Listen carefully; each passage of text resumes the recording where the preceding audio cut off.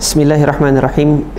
Innal hamdalillah nahmaduhu wa nasta'inuhu wa nastaghfiruh wa na'udzu billahi min syururi anfusina wa min sayyiati a'malina. May yahdihillahu fala mudhillalah wa may yudlil fala hadiyalah. Wa asyhadu an la ilaha illallah wahdahu la syarikalah wa asyhadu anna nabiyyana Muhammadan abduhu wa rasuluh. Allahumma salli wa sallim wa barik ala nabiyyina Muhammad wa ala alihi wa ashabihi wa man ihtada bihadihi wa istanna bisunnatihi ila yaumiddin. Amma ba'd. Alhamdulillah, jamaah kaum muslimin yang dirahmati oleh Allah Subhanahu wa taala. Alhamdulillah, atas taufik Allah Subhanahu wa taala, kita insyaallah pada malam hari ini kembali melanjutkan kajian kita terhadap Sirah Nabawiyah yang kita ambil dari kitab Ar-Rahiq Al-Makhtum. Yang pembahasan kita pada kesempatan kali ini adalah tentang sistem pemerintahan, sistem perpolitikan yang ada di Jazirah Arab sebelum Islam itu datang, sebelum Nabi Muhammad SAW lahir. Pada pertemuan sebelumnya kita sudah membahas keadaan-keadaan bangsa Arab dari sudut pandang geografisnya dan dari sudut pandang antropologisnya, yaitu kehidupan dia sebagai bersuku-suku, kemudian berqabilah-qabilah, berpencar-pencar di beberapa wilayah di Jazirah Arab. Dan kita sudah membahas bahwasanya bangsa Arab secara garis besar yang ada sampai di masa Nabi Shallallahu Alaihi Wasallam itu ada dua qabilah besar, yaitu Arab Qahtani dengan Arab Adnani. Yang mana Arab Qahtani ini yang berasal dari Yaman, kemudian qabilah-qabilahnya itu berpencar, ada yang ke wilayah utara, ke timur, kemudian ada yang menetap di Hijaz, dan salah satu pecahan dari qabilah Qahtani ini adalah suku Aus dengan Khazraj, yang mana mereka dari pecahan subqabilah Bani Himyar, termasuk bagian dari Arab Qahtani. Sebagian pendapat juga ada yang menyatakan bahwasanya Aus dan Khazraj itu masuk bagian Adnani, tapi ini khilaf di kalangan para ulama nasab gitu kan. Adapun kemudian Arab Adnani yang merupakan keturunan dari Nabi Ismail alaihi salatu wassalam. Arab Adnani ini juga berpencar-pencar, mereka keberadaan qabilah-qabilah mereka berpencar kemana-mana gitu kan. Nah, di sini kita ingin melihat nanti dari sudut pandang politiknya, kekuasaan sultan yang ada pada masa itu, bagaimana sistem perpolitikan mereka, bagaimana sistem pemerintahan mereka. Secara garis besar di wilayah Jazirah Arab itu, di wilayah timur ke utara sana mereka berbatasan dengan Irak, yang mana di Irak pada masa itu ada satu imperium besar, yaitu Imperium Persia, kerajaan Persia. Nah, nanti negeri Arab yang berbatasan dengan Persia ada kerajaan tersendiri di situ, namun kerajaan tersebut nanti ikut wilayah teritorial kerajaan Persia. Secara pemerintahan nanti raja yang ada di wilayah itu tunduk kepada raja besar Imperium Persia. Kemudian wilayah Jazirah Arab yang lain yang berbatasan dengan wilayah kerajaan Romawi di utara adalah wilayah Syam. Nanti qabilah-qabilah Arab yang dia terpencar di wilayah Syam itu, secara geografis mereka masuk wilayah teritorial kerajaan imperium besar kerajaan Romawi, yang mana nanti sistem pemerintahannya mereka juga ikut kepada sistem pemerintahan kerajaan Romawi. Adapun yang di selatan masih ada satu kerajaan besar, yaitu kerajaan Yaman yang dikenal dengan kerajaan Himyar. Nah, kerajaan Himyar yang berada di Yaman ini, nanti orang-orang Arab yang berada di situ juga ikut sistem pemerintahan kerajaan Himyar. Nah, sistem pemerintahan kerajaan Himyar yang ada di selatan ini nanti salah satu di antara raja mereka nanti itulah yang kita kenal dalam kisah Ashabul Fil, yaitu Abrahah, yang dia menganut agama Kristiani, agama Nasrani, yang kemudian ada gereja di situ di wilayah Najran, yang mana dia membawa pasukan gajahnya nanti untuk menghancurkan Ka'bah. Ini adalah bagian dari kerajaan Himyar yang dia punya hubungan nanti, hubungan dagang, hubungan ekonomi dengan kerajaan Habasyah di Ethiopia. Jadi Jazirah Arab itu kalau kita gambarkan nanti selatan itu ada kerajaan, di utara yang ke arah timur ada kerajaan, kemudian yang di utara ke arah barat itu juga ada kerajaan. Mereka di Jazirah Arab itu diapit oleh 3 kerajaan besar, 3 imperium besar pada saat itu. Imperium Persia, kemudian Imperium Romawi, dan kemudian yang di selatan itu sebenarnya Imperium Habasyah. Imperium Habasyah nanti yang memberikan pengaruhnya kepada kerajaan Himyar, sementara nanti Imperium Persia dia memberikan pengaruhnya kepada kerajaan Hirah. Kota Hirah itu dihuni oleh orang-orang Arab, namun nanti secara sistem pemerintahannya dia mengikuti sistem pemerintahannya kerajaan Persia. Adapun yang di wilayah Syam, orang-orang Arab yang berada di wilayah Syam dia mengikut sistem pemerintahan Romawi pada saat itu. Ini secara garis besar. Nah, wilayah-wilayah yang mengitari Jazirah Arab itu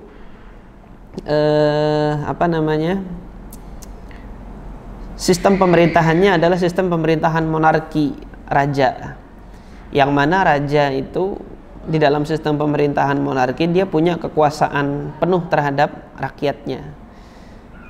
Jadi raja itu punya kekuasaan penuh terhadap rakyatnya, sampai-sampai kemudian ideologi agama itu juga kekuasaan mutlak ada di tangan seorang raja. Jadi ibarat kata raja ini bisa mereka anggap sebagai wakil Tuhan. Makanya kerajaan Persia yang penyembah berhala itu, raja ini punya hak untuk memaksakan penduduknya itu untuk menganut ideologi agama yang dianut oleh rajanya. Kemudian juga Romawi, ketika rajanya itu beragama Nasrani, maka rajanya itu punya kewenangan untuk memaksakan rakyat yang hidup di wilayah kerajaannya itu nanti untuk mengikuti mengikuti paham ideologi rajanya.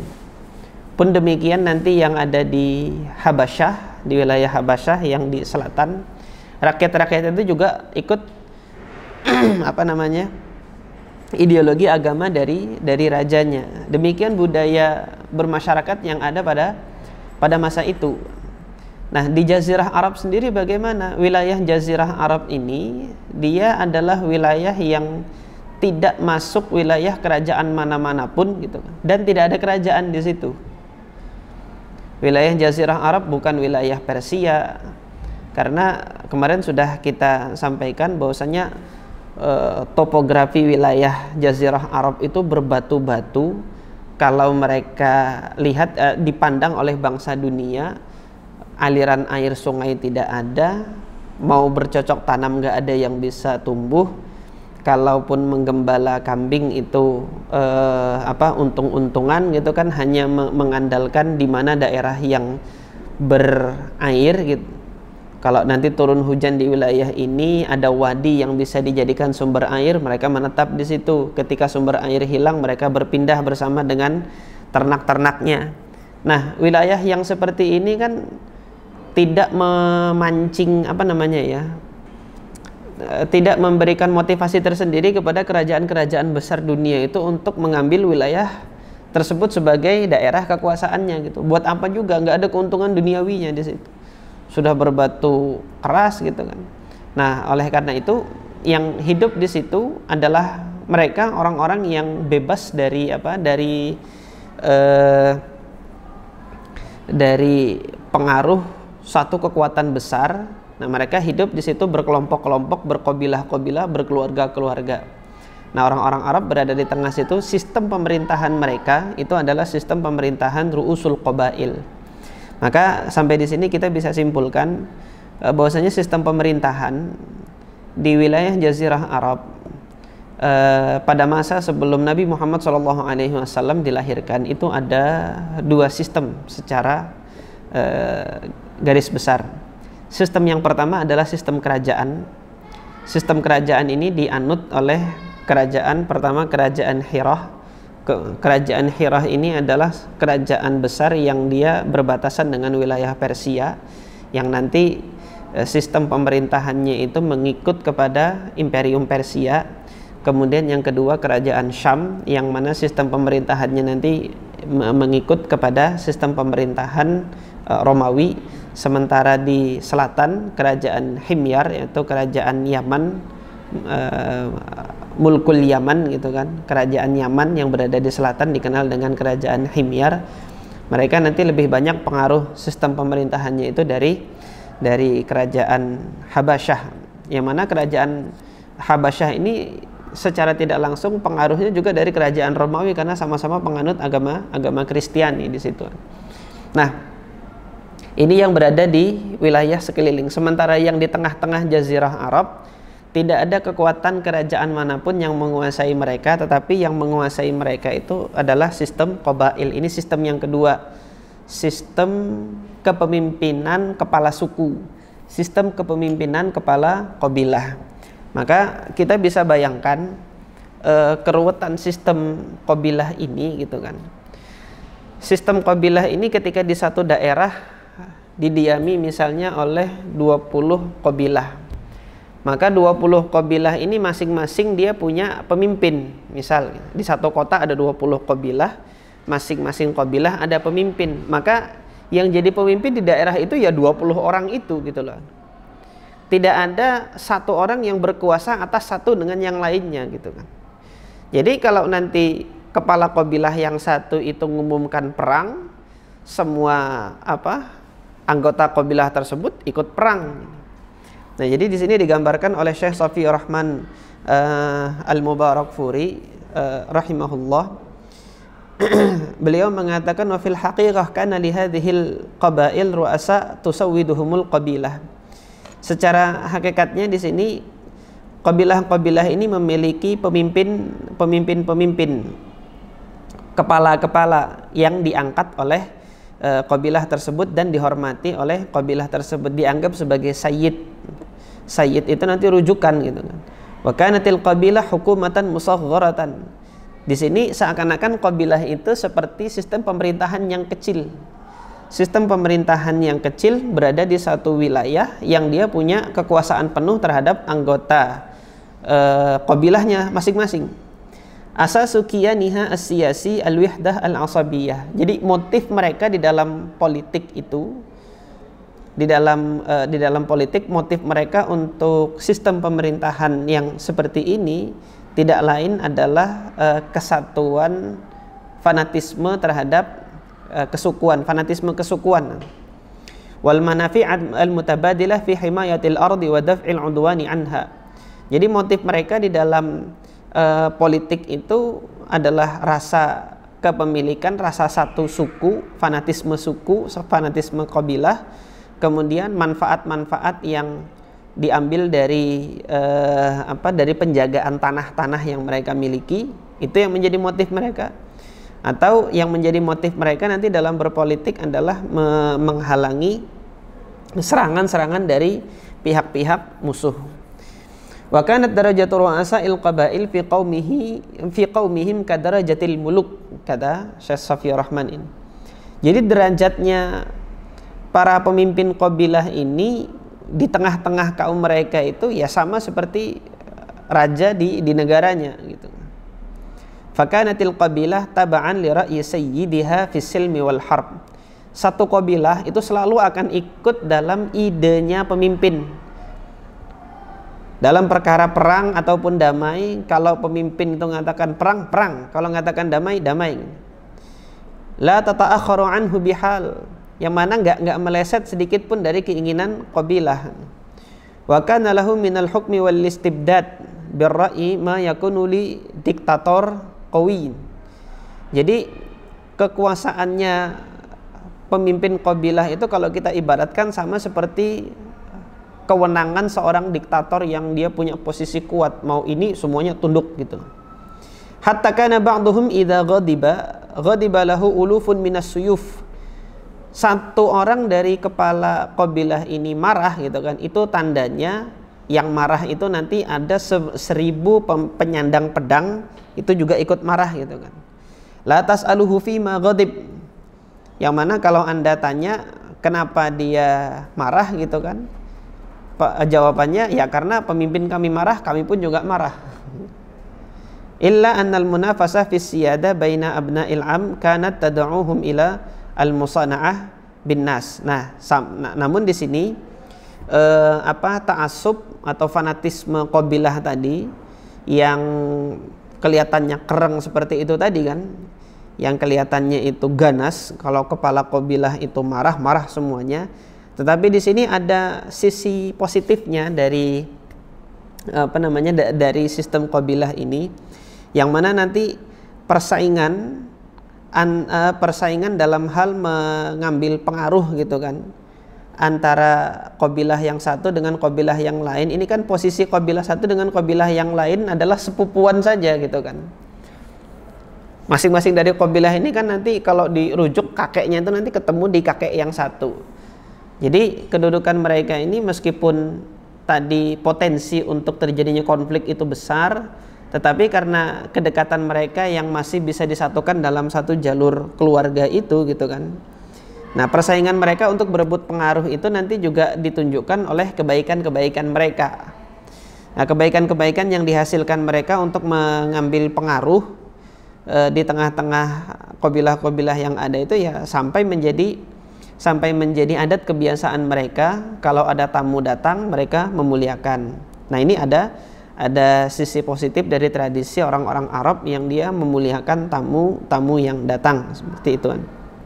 Nah, ini gambaran tentang sistem perpolitikan qabilah itu. Dan di sini juga Syekh Shafi'i Rahman Al-Mubarakfuri memberikan tambahan informasi lagi bahwasanya pemimpin qabilah itu punya hak khusus dalam harta rampasan. Ada 4 hak pemimpin qabilah itu, beda di dalam Islam, bahwasanya Rasulullah itu, dan ini haknya Rasulullah saja, khusus Rasulullah berhak dari harta rampasan perang itu 1/5 saja, yang disebut dengan khumus. Nah, kalau di sini ru'usul qabail itu berhak atas murba' itu 1/4 dari harta rampasan perang. Ini satu haknya pemimpin qabilah. Kalau perang, dia menang perang, dia berhak dapat 1/4. Kemudian dia berhak dapat sofi namanya. As-sofi itu ma yusaffihi ar-rais li nafsihi qabla al-qismah. Sebelum dibagi 1/4 tadi itu pemimpin qabilah itu punya hak milih-milih nanti gitu loh. Ini punya aku, ini punya aku, punya aku. Itu namanya sofi. Ini punya aku, punya aku, punya aku, diambil dulu, baru nanti dibagi. Ketika dibagi 1/4 dia minta lagi gitu loh. Lah ini kan ya namanya tadi diktator gimana? Ini baru 2 dari hak privasinya siapa? Hak privasinya pemimpin qabilah. Kemudian ada yang disebut dengan istilah nasyitah, ini juga haknya siapa? Haknya pemimpin qabilah. Jadi di dalam perjalanan perang, apa yang didapati di tengah perjalanan itu punyanya pemimpin qabilah. Kemudian yang terakhir namanya fudul. Ini hak pemimpin qabilah dari harta rampasan perang itu yang tidak pantas diberikan kepada pasukan-pasukan bawahan gitu kan. Seperti ketika dalam bertempur kan ada pasukan pejalan kaki itu infanteri kan. Infanteri itu kan gak berhak dapat kuda. Ya kudanya jadi punya pemimpin qabilah yang begitu gitu kan.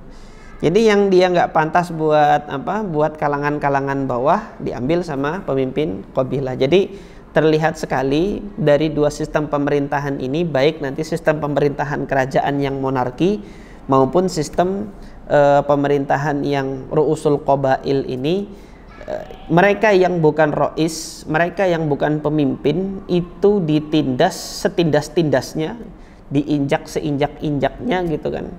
sementara pemimpin itu diangkat seangkat-angkatnya. Jadi kita hanya melihat di sini bahwasanya rakyat itu hanya menjadi pelayan bagi mereka yang berkuasa, entah itu dalam bentuk sistem monarki maupun dalam bentuk sistem ru'usul qabail seperti itu.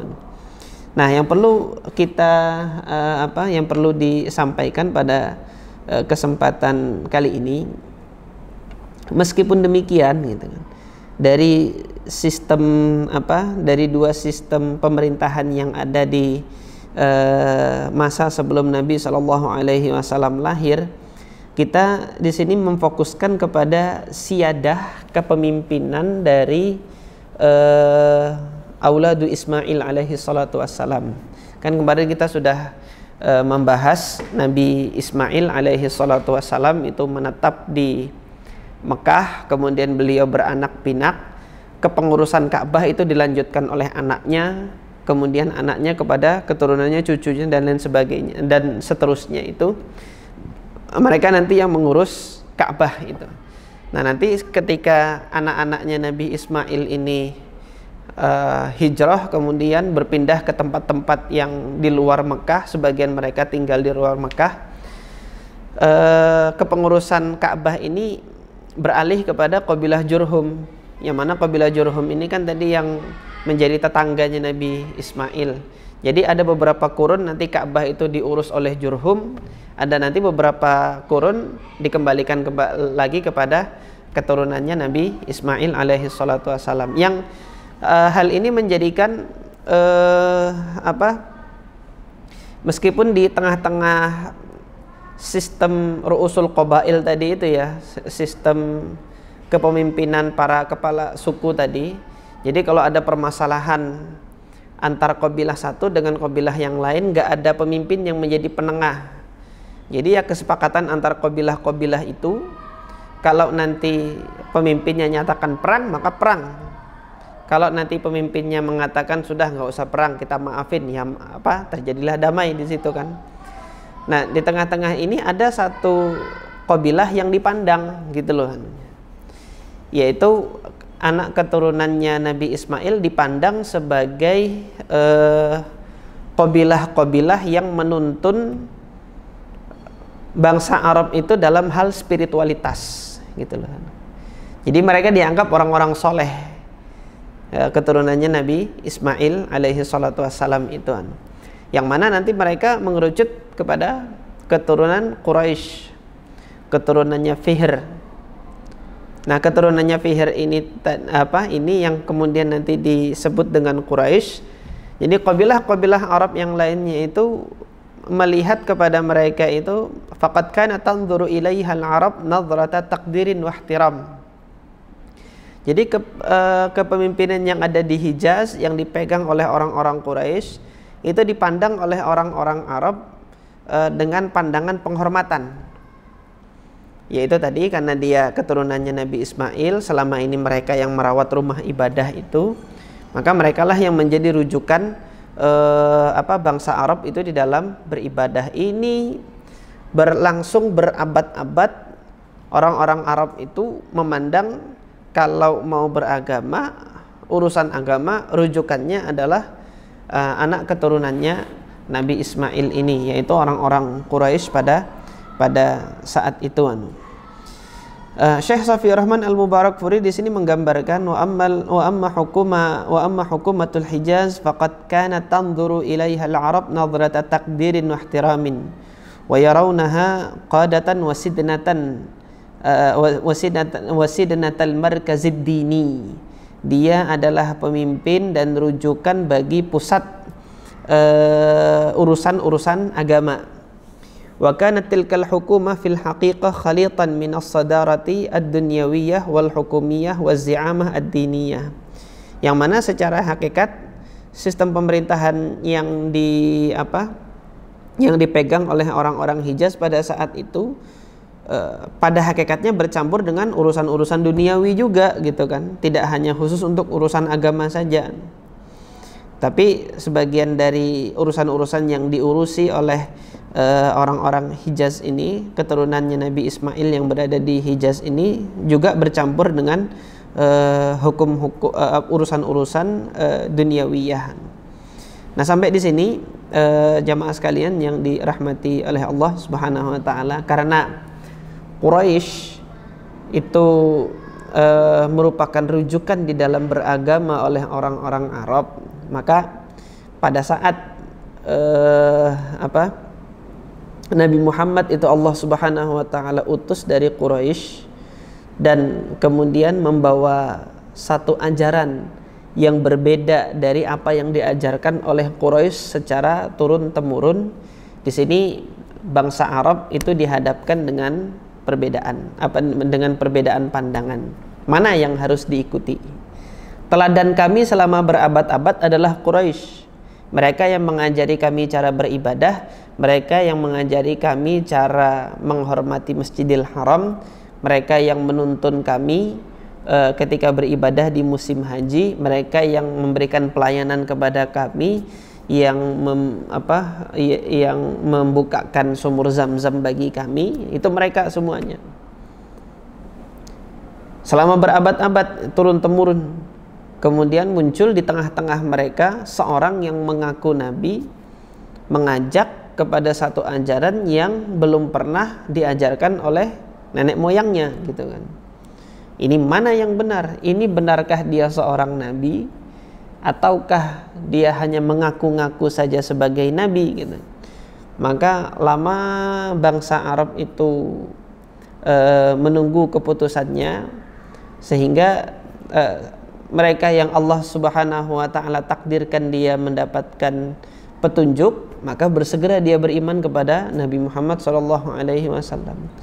Karena mereka mengetahui apa yang diajarkan oleh Quraisy secara turun temurun ini ada yang salah, tetapi nggak bisa untuk memperbaiki, nggak berani untuk memperbaiki karena nggak ada wewenang, nggak ada apa, dan kemudian nggak tahu kemana harus merujuk, karena tadi kan sistem kepemimpinan dia ru'us qabail, sistem kepemimpinan itu kepala suku, kepala qabilah.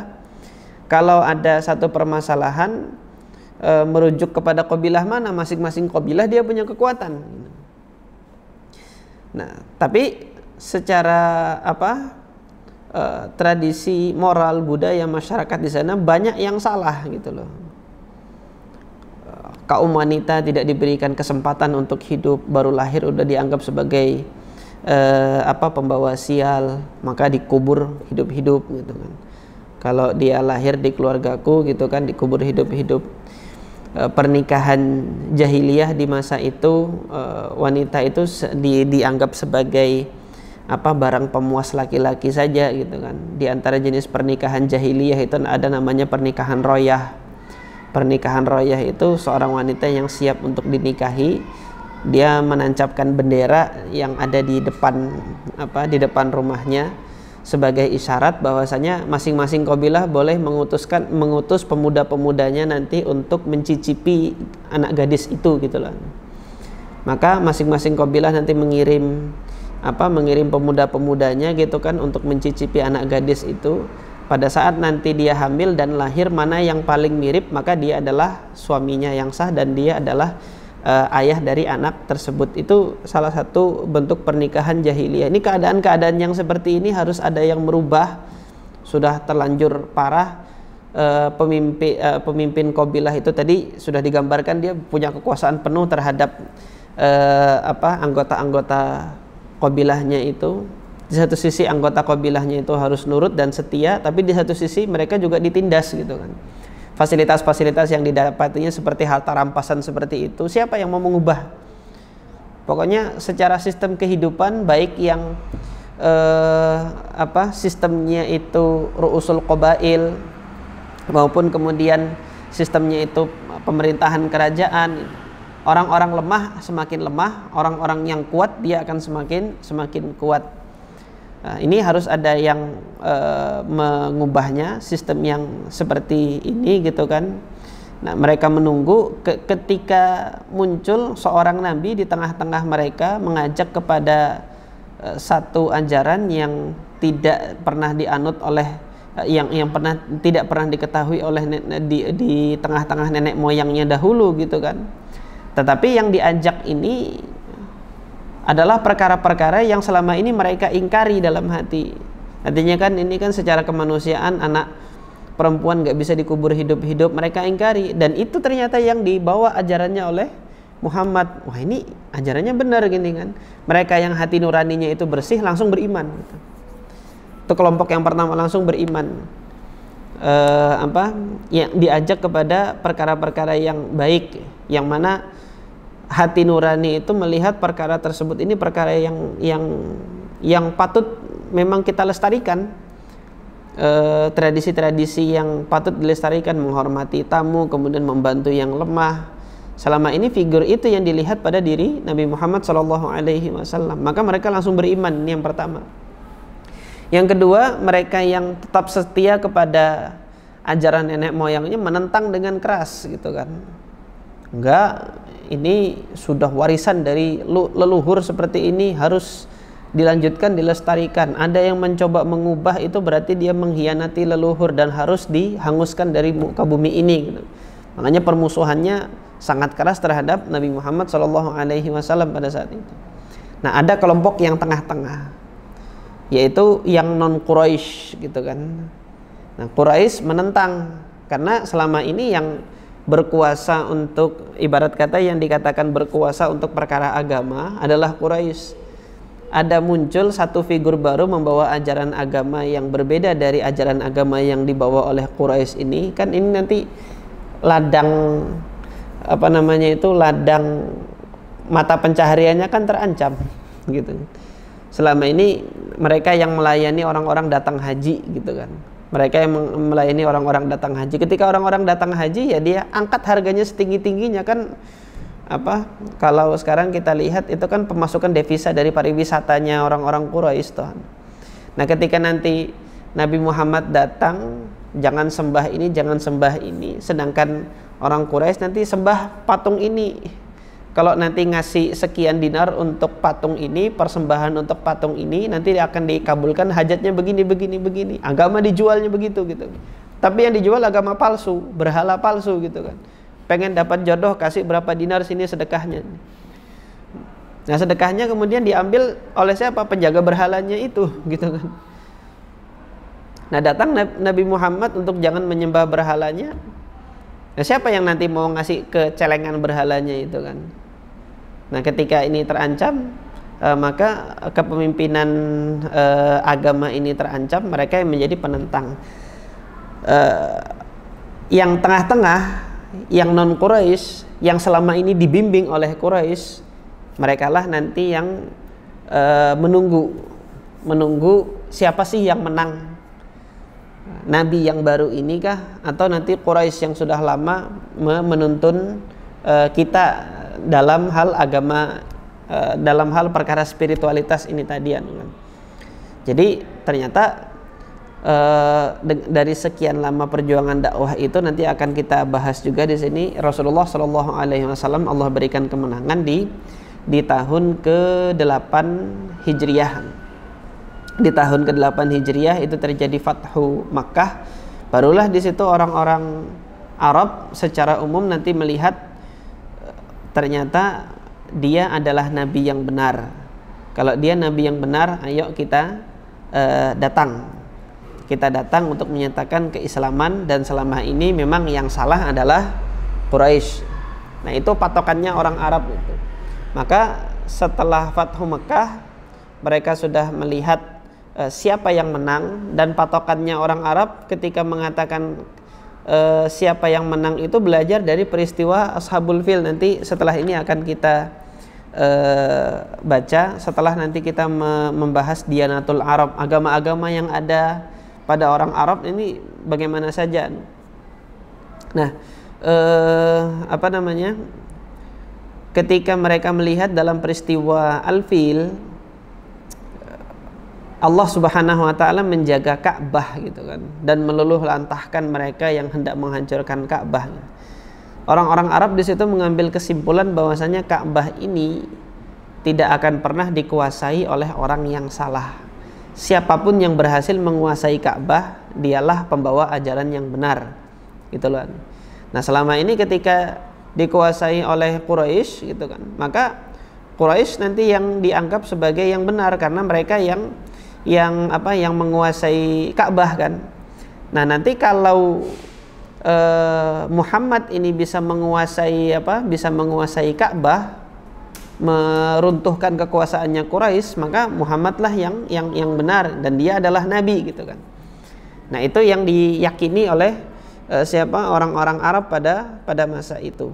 Nah, ketika Allah kuasakan kepada Nabi Muhammad Ka'bah, menang untuk masuk kota Mekah dan menguasai Ka'bah, disitulah kemudian terbukti pernyataan mereka itu bahwasanya Ka'bah ini tidak akan pernah Allah berikan kepada orang-orang yang salah. Nah, ini gambaran sistem perpolitikan, sistem pemerintahan yang ada di wilayah Jazirah Arab sebelum Islam datang. Dan nanti ketika Nabi Muhammad SAW datang membawa ajaran Islam, kita nanti bisa lihat proses perubahan warna perpolitikan itu, suhu perpolitikan yang ada dari ru'usul qabail itu mulai nanti ada pemimpin tunggal. Rasulullah ajarkan adanya pemimpin tunggal gitu kan. Di tengah-tengah kaum muslimin itu harus ada pemimpin yang tunggal. Dan nanti kita bisa lihat fasenya dakwah Nabi Muhammad SAW pada saat negara itu sistemnya ru'usul qabail, tidak ada penguasa tunggal sebagaimana yang terjadi di masa Nabi SAW ini pada periode Mekah. Nanti itu kaum muslimin harus berbuat apa di situ. Nanti model negara yang ada pemimpin tunggal tetapi kaum muslimin hidup berdampingan dengan penganut agama yang lain. Ada penguasa tunggal di situ tapi kaum muslimin harus hidup berdampingan dengan agama yang lain. Ini periodenya di mana? Ada di periode Madinah pasca hijrahnya Nabi SAW. Nah, nanti ada fasenya lagi di mana kaum muslimin itu dipimpin oleh seorang pemimpin muslim, yang mana kaum muslimin di situ hidup dengan kekuasaan penuh kaum muslimin di situ. Yaitu nanti periode akhir di Madinah di mana kaum muslimin itu sudah mengusir orang-orang Yahudi dari Madinah karena pengkhianatan mereka gitu loh. Karena pengkhianatan mereka terhadap kesepakatan perjanjian Piagam Madinah gitu. Nah, ini ada 3 fase nanti di masa Nabi SAW, yang mana kita bisa membandingkan nanti sistem perpolitikan pemerintahan yang ada sebelum masa Nabi dan ketika di masa Nabi SAW. Apakah nanti agama ini mengajarkan kepada kita untuk mengganti sistem perpolitikan, atau kaum muslimin tetap menjalankan ajaran agamanya dan menyesuaikan dengan sistem perpolitikan di mana mereka berada gitu. Nah, kaum muslimin nanti yang hidup di tengah orang-orang kafir gitu, tapi diberikan kesempatan untuk menjalankan ajaran agamanya. Kita punya contoh nggak dari Nabi SAW? Ada contohnya dari Nabi SAW ketika Nabi mengutus para sahabat itu ke Habasyah. Di Habasyah itu dominasi pemimpinnya adalah dominasi pemimpin orang umat Kristiani kan, yang menjadi pemimpin umat Kristiani, tapi penguasa kafir di situ, penguasa yang non muslim di situ memberikan kesempatan bagi kaum muslimin untuk hidup dan menjalankan ajaran ibadahnya. Nah, ini ada contoh yang demikian. Nah, hendaknya kita pelajari sirah ini, bagaimana nanti proses penerapan ajaran agama kita ini pada tempatnya masing-masing. Bagi kaum muslimin yang hidup di negara kafir itu bagaimana, bagi kaum muslimin yang hidup di negara yang dia berdampingan dengan penganut agama lain itu bagaimana, dan bagi kaum muslimin nanti yang hidup di negara yang bisa diterapkan aturan Islam sepenuhnya, syariat Islam sepenuhnya, itu bagaimana. Di dalam sirah nabawiyah ini insyaallah nanti akan kita pelajari. Sampai di sini ini sudah masuk waktu Isya. Mungkin kita cukupkan pelajaran kita untuk sirah nabawiyah kali ini.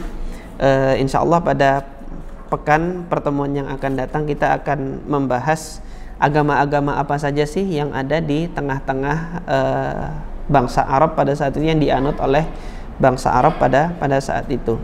Hadza wa sallallahu ala nabiyyina Muhammad wa ala alihi wa ashabihi ajma'in. Assalamualaikum warahmatullahi wabarakatuh.